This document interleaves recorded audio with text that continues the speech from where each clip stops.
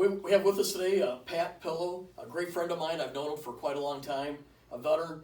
Tell us, Pat, what service did you join, and what years were you in? In 1972, I was 17 years old, just graduated from high school, and I joined the Air Force out of St. Louis. And that was the best thing I've ever did in my life, was join the Air Force. I feel the same way. I was a farm boy, though, of course, but yeah, I love visiting St. Louis. I just flew by it the other day, and the arch is a pretty sight to see. Yeah, it was great. It's a great little town. Now, what was your specialty when you came in? My specialty first started off in communication, but I was a Morse code interceptor. Right. Now, a lot of people don't know what that is. Morse code, did, da, did. You copied the little signals, right, and you had to translate the little signals, and we did that. And that was right at the end of the Vietnam era, so it was quite an experience. And I was with Security Command down at right, San Antonio, So you were in the signals intelligence business, yes, which that's what I did for most of my career as well. Okay. And a lot of people don't know unless you're in it. The Morse code for decades was the way that our adversary nations did air defense tracking. So you were actually tracking, by and large, what the other countries were seeing on their radars. Yes. And so you would report back, and it was a way to keep U.S. aircraft safe. Because you would know if, like, North Korea wanted to attack one of our aircraft or something. Yeah, and stay proficient too, because sometimes they'd go past 25 words a minute, and I go, huh? Yeah. So you were in the Morse code intercept for a long time, which that era is pretty much behind us now. But I was raised in that environment too. In 1985, I came in. I was in the intelligence and then signals intelligence field, and so I knew exactly what you're talking about there. And then you went in the communications career field, right? Radio operations. I loved it because Morse code got me my ham license down in Keesler, K5TYP, the ham radio club down in Keesler Air Force Base. I've been there. Yeah. And I got into radio, and I love it. Radio operation, that got me to different fields of the amateur radio field, but communications, ships, talk to ships, and then as you proficient in I gained Milstar satellite communications. Milstar satellite, which is one of our more strategic satellites for strategic communications. So you went from tactical telecommunications, UHF, VHF, and then you just kept working your way up to satellite communications. Worked up satellite and worked with here strategic. I got assigned to SAC, and that was in the 80s. I got assigned to Strategic Air Command, and worked Milstar, HF, VHF, giant talk radio stations, the worldwide HF stations. So I got some experience and met some wonderful people, including you, in my Air Force career. So it was great. So one of the things that's important on Strategic Command now, but Strategic Air Command, when you were in, I know it changed right when you were retiring to Strategic Command. But yeah, we have all these ICBMs. You got the subs, you got the bombers. You got to be able to communicate to them to tell them when to launch or not to launch. Remember positive controls important. Remember SLFCRs? Yes. Silver Creeks, survival low frequency communications. And we talked to the subs, and that was quite an experience. Yeah. Right. So, tell me about your favorite assignment. My favorite assignment was Ramstein Air Base, Germany. I worked for the 4th Tactical Air Force, the Germans, and I had a German boss, and that was the best experience.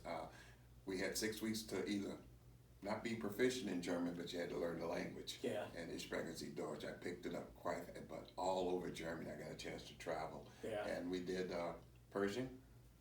Missile communications, different. The Pershing missile, the Pershing missile system, and it was great. That was a great career change for me working over there. Then I got transferred to 2nd Allied Tactical Air Force in Naples, Italy, and that was quite. I was a single parent then. I've been to Naples.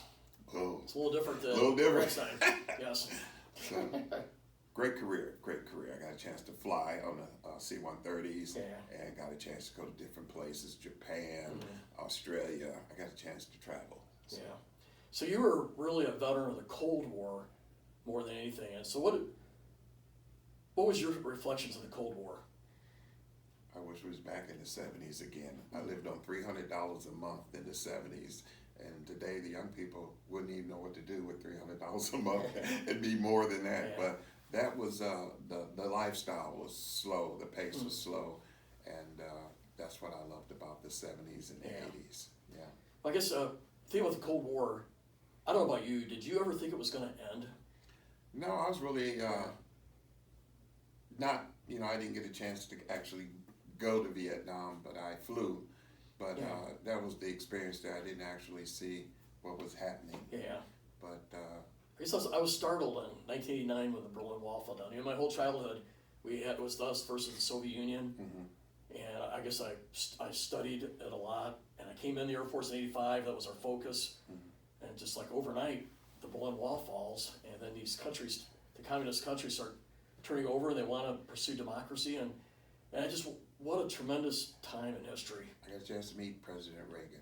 Yeah. That was a good era. Yes, sir. Yeah. I love Ronald Reagan. Yeah. Tear this wall down, Mr. Gorbachev.